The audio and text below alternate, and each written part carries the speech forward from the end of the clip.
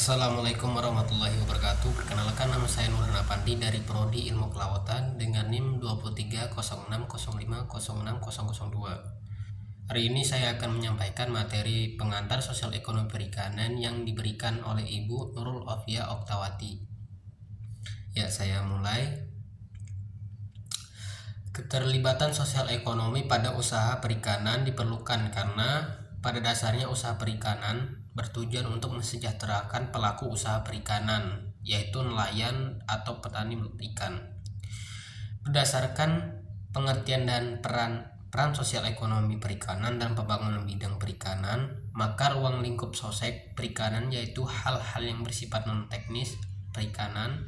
Pada dasarnya terdapat 3 prinsip utama dalam pengelolaan sumber daya perairan ditinjau dari sosial ekonomi, yaitu pemerataan, pelestarian, dan daya guna ekonomi.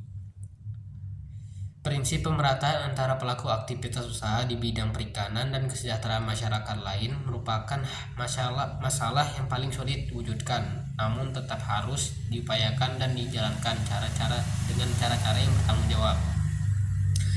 Prinsip daya ekonomi dalam pengelolaan sumber daya perikanan tetap mengacu pada prinsip ekonomi. Tujuan ini merupakan wujud keinginan menekan biaya serendah mungkin, yaitu biaya yang diperlukan dan teknologi yang terbaik dalam pengelolaan sumber daya hayati perikanan. Prinsip pelestarian dapat diartikan sebagai upaya memaksimumkan produktivitas fisik jangka panjang suatu persediaan atau stok. Upaya yang dapat dilakukan antara lain menentukan kuota tahunan, menutup usaha-usaha yang telah memenuhi kuota tahunan, pembatasan peralatan, penutupan wilayah dalam jangka waktu tertentu, pembatasan ukuran, dan lain-lain. Karena sumber daya perikanan bersifat common property, artinya bahwa sumber daya di mana keikutsertaan dalam penggunaan adalah bebas dan terbuka untuk sekelompok pemakai atau calon pemakai. Status milik bersama tersebut membawa akibat yang dimaksud meliputi 2 hal, yaitu terdapat kecenderungan untuk pemborosan sumber daya itu secara fisik.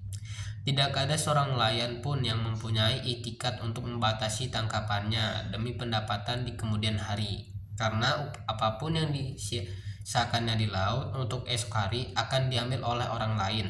Karena itu persediaan sumber daya hayati perikanan cenderung digunakan melewati titik lestari maksimum.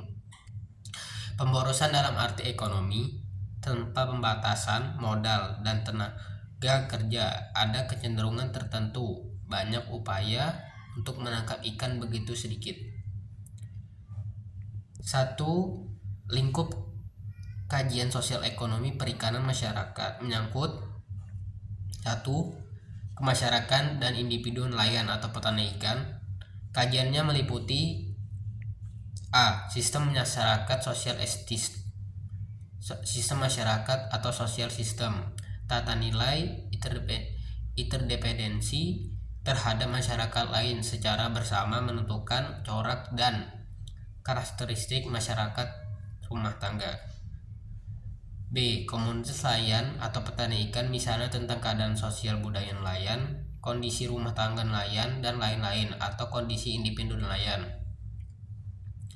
2. Kelembagaan perikanan. Kajiannya meliputi A. Kelembagaan dalam masyarakat nelayan atau petani ikan, misalnya kelembagaan budaya dan ekonomi atau koperasi perikanan, lembaga konservasi, dan lain-lain. B. Kelembagaan dapat diartikan sebagai sistem pengambilan keputusan yang berhubungan dengan masukan-masukan, keluaran dan sekelompok keputusan yang dibuat oleh sektor-sektor ekonomi perorangan, perusahaan atau industri, masyarakat, dan pemerintah.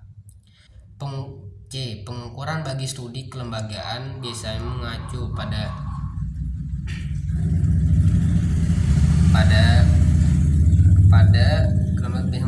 keterlibatan masyarakat dalam kelembagaan, aktivitas kelembagaan, peranan kelembagaan dalam masyarakat itu sendiri.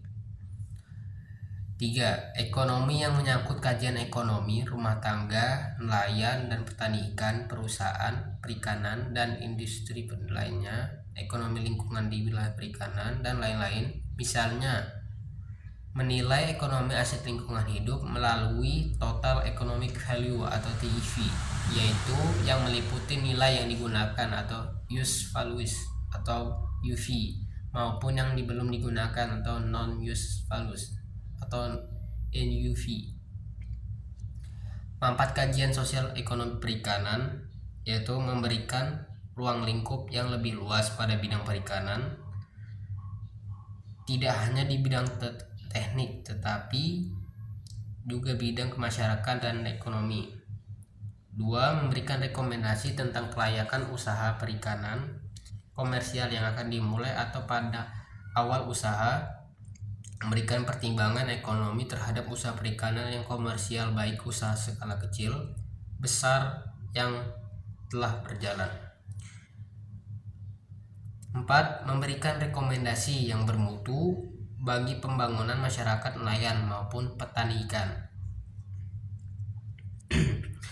Prospek sosial ekonomi perikanan. Dengan mempertimbangkan manfaat kajian sosial ekonomi perikanan, sangat banyak jelas prospek sosial ekonomi perikanan di masa akan datang akan lebih baik. Hal ini dikarenakan banyaknya institusi pemerintah, swasta, NGO, LSM yang membutuhkan ahli di bidang sosial perikanan.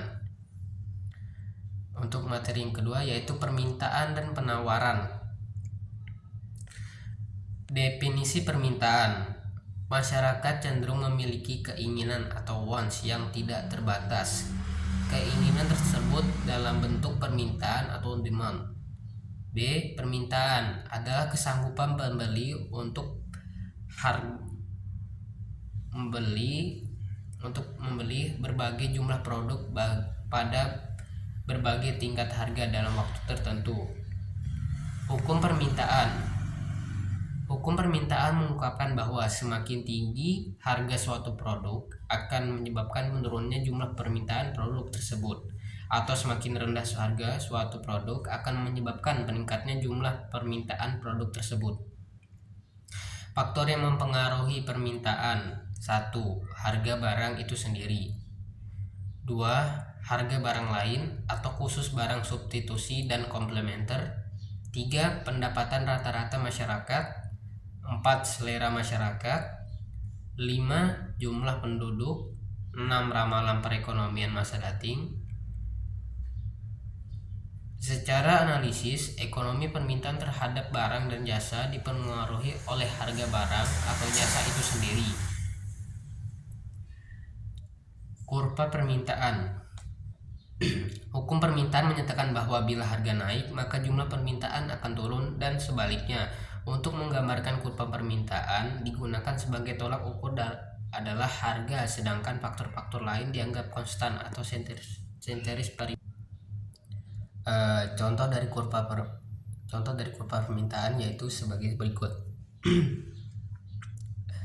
Misalnya harga 6.000, maka permintaannya 4. Terus menurun ke harga Rp4.000, maka permintaannya naik dan menurun lagi ke harga Rp2.000.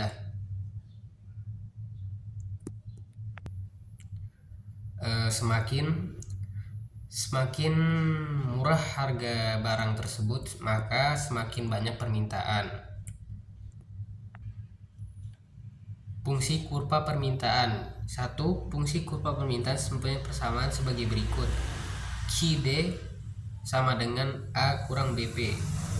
Keterangannya, P adalah harga produk, QD adalah jumlah produk yang diminta, A konstanta, B koefisien.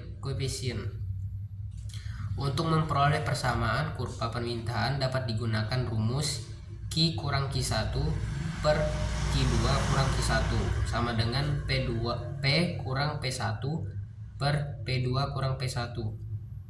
Keterangan, P1 adalah harga mula-mula, P2 adalah harga setelah perubahan, Q1 adalah jumlah yang diminta, mula-mula. Q2 adalah jumlah yang diminta setelah perubahan harga. Pergeseran kurva permintaan. Jika harga tetap tetapi jumlah produk yang diminta bertambah, maka permintaannya meningkat. Jika harga tetap tetapi jumlah produk yang diminta berkurang, maka permintaannya turun. Jika harga naik tetapi jumlah produk yang diminta tetap, maka kurva permintaannya bergeser ke kanan. Jika harga turun tetapi jumlah produk yang diminta tetap, maka kurva permintaannya bergeser ke kiri. Permintaan menurut daya belinya Permintaan menurut daya beli konsumen dibagi menjadi dua, yaitu permintaan efektif dan permintaan potensial. Untuk pengertian permintaan efektif, yaitu permintaan untuk produk atau jasa yang terjadi ketika pembeli dibatasi di pasar yang berbeda. Untuk pengertian permintaan potensial, yaitu potensi penggunaan angkutan umum penumpang dari kendaraan pribadi yang beralih menggunakan angkutan umum penumpang. Permintaan menurut jumlah konsumen. Permintaan individual artinya permintaan dari masing-masing orang terhadap suatu barang. Permintaan pasar yaitu permintaan yang dilakukan oleh masyarakat pada umumnya. Harga barang lain. Permintaan suatu barang dapat dipengaruhi oleh harga barang lain yang ada kaitannya atau khusus barang substitusi komplementer. Misal, 1. Jika harga tiket pesawat naik, maka permintaan tiket kapal akan naik atau substitusi. 2. Jika harga bensin naik, maka dimungkinkan permintaan akan motor akan berkurang atau komplementer. Hukum permintaan mengungkapkan bahwa semakin tinggi harga suatu produk akan menyebabkan menurunnya jumlah permintaan produk tersebut, atau semakin rendah harga suatu produk akan menyebabkan meningkatnya jumlah permintaan produk tersebut. Pendapatan rata-rata masyarakat sebagai pembeli. Pendapatan ini sangat penting dalam menentukan permintaan terhadap berbagai jenis barang. Dapat digolongkan dua jenis barang, yaitu 1. Barang normal. Asumsi terjadi kenaikan permintaan suatu barang apabila pendapatan konsumen juga meningkat. 2. Barang inferior atau barang yang dianggap jelek masyarakat. Asumsi jika terjadi kenaikan pendapat konsumen, maka permintaan akan suatu barang akan menurun. Misal, permintaan akan digaplek. Selera masyarakat.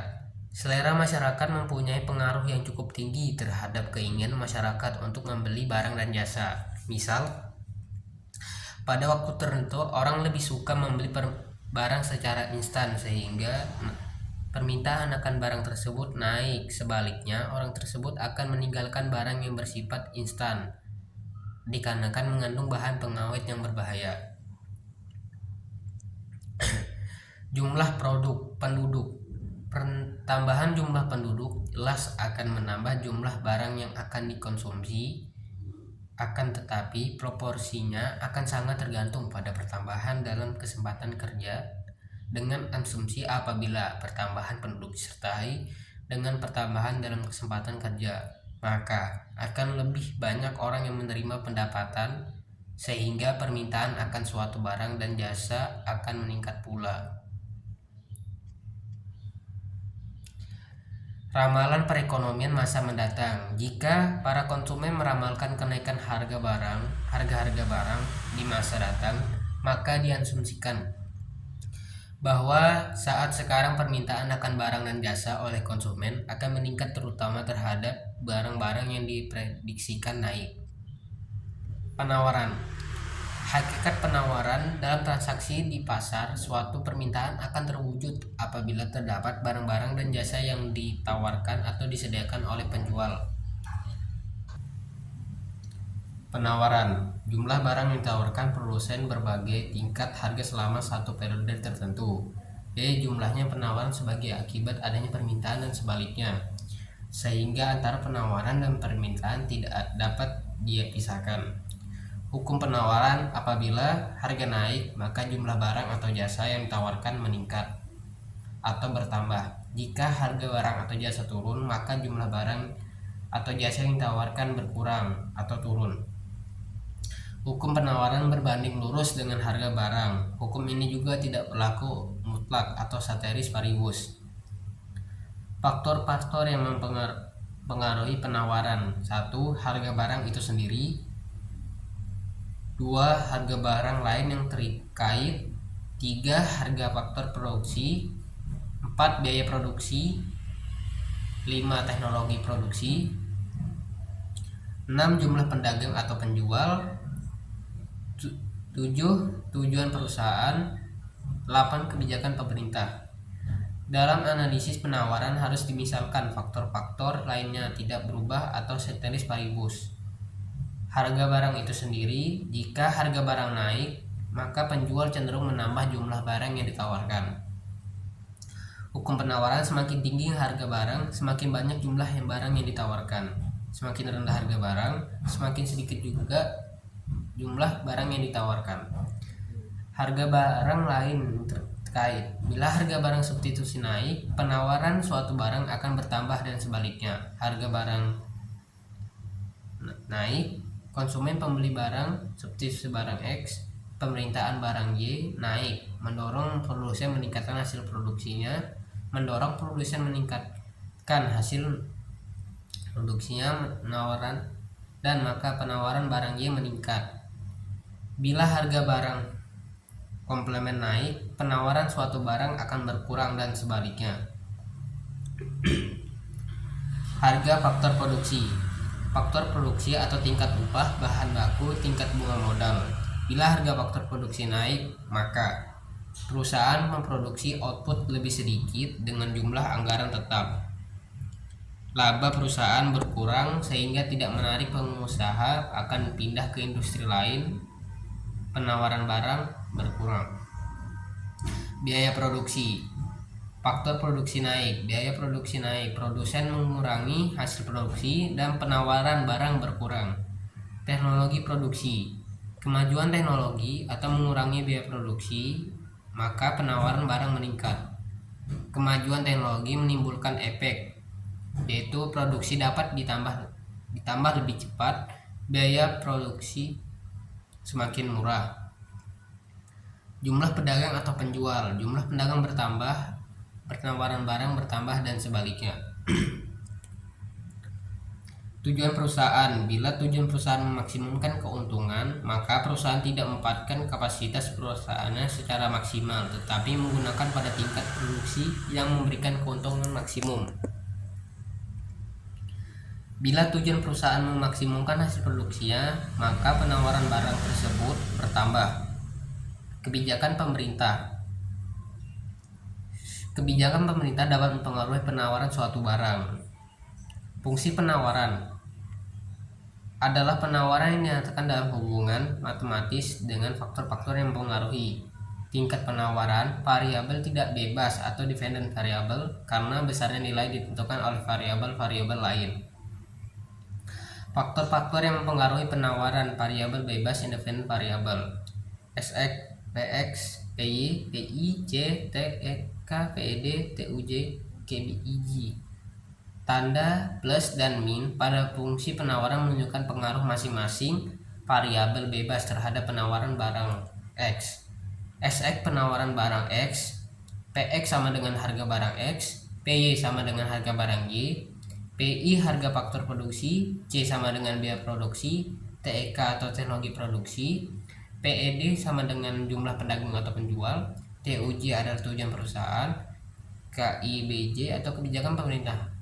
Kurva penawaran menggambarkan antara harga dan jumlah barang yang ditawarkan, di mana sifat dari hubungan tersebut searah, berbentuk garis yang naik dari kiri ke dari kiri ke bawah ke kanan atas yang berarti terdapat hubungan plus antara harga dan jumlah barang yang ditawarkan. Dalam analisis kurva, penawaran dibedakan antara penawaran dan jumlah barang yang ditawarkan. Penawaran maka keseluruhan dari kurva penawaran, jumlah barang yang ditawarkan ke jumlah barang yang ditawarkan pada suatu tingkat harga tertentu. Bila terjadi perubahan harga, perubahan jumlah barang yang ditawarkan, terjadi pergerakan sepanjang kurva penawaran. Bila terjadi perubahan faktor nol harga atau ceteris paribus, kurva penawaran bergeser ke kiri atau ke kanan. Bergeser ke kanan, jumlah barang yang ditawarkan lebih banyak pada harga yang sama. Bergeser ke kiri, jumlah barang yang ditawarkan lebih sedikit pada harga yang tetap.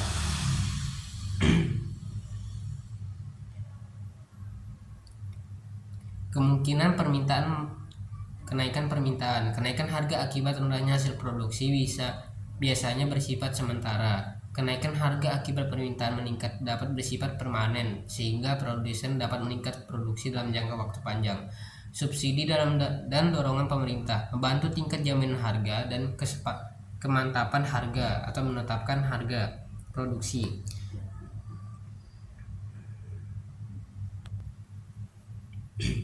Penawaran hasil industri. A. Penawaran dapat diperbesar atau diperkecil dengan cepat. Jika terjadi kelebihan dapat ditahan di pasar sampai kondisi membaik. B. Peningkatan produksi dapat memperkecil biaya per unit. C. Output dari industri dapat disesuaikan dengan harga. Bila harga turun, maka output dikurangi, dan bila harga naik, maka output dapat ditambah. D. Produksi tidak tergantung pada alam. Penawaran hasil perikanan, yaitu A. Penawaran tidak dapat ditambah atau dikurangi dengan cepat. Peningkatan produksi dapat meningkat biaya per unit. C. Output sukar disesuaikan dengan harga. Bila produksi meningkat, harga relatif rendah. Bila produksi turun, maka harga relatif naik. Produksi sangat tergantung pada alam.